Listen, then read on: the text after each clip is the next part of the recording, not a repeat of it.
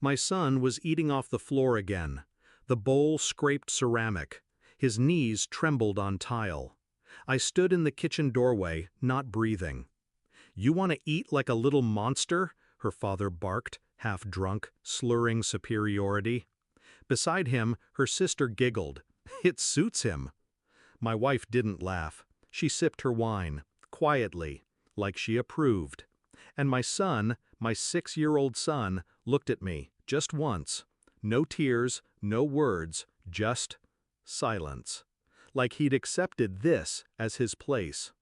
Something in me cracked. Not loudly, not with fury. A hairline fracture, deep and clean. I didn't speak, didn't shout. I simply turned away and started taking notes. I used to think she loved him, the way she fussed over his hair, the way she read to him at night, the way she smiled when he called her mama.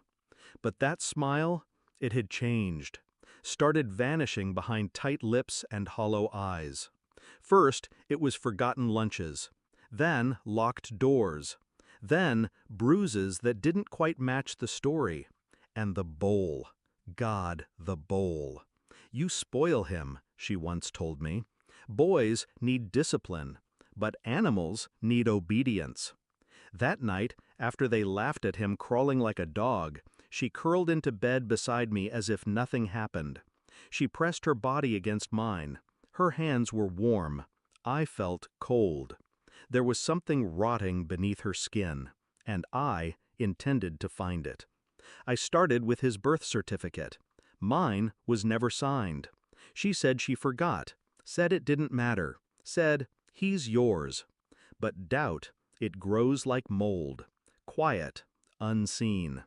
I plucked strands of his hair from his pillow, sent them away. My own, too. Saliva, envelope, unmarked return address. Silence. She never noticed. Then I checked the calls. Her phone always hidden, always face down. Password changed. So I mirrored it. Every message, every thread. One name repeated like a whisper through her history. Jason. Her coworker. From HR. The one who came to the baby shower.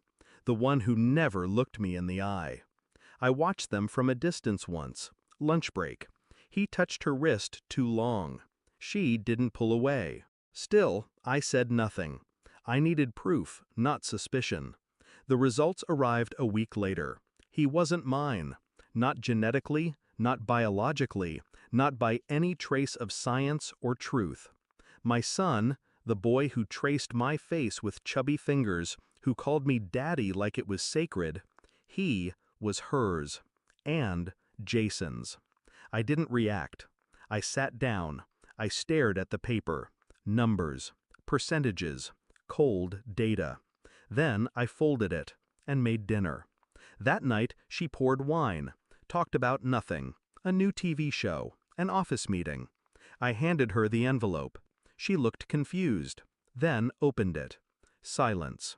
The wine glass slipped, shattered. She started. I didn't speak.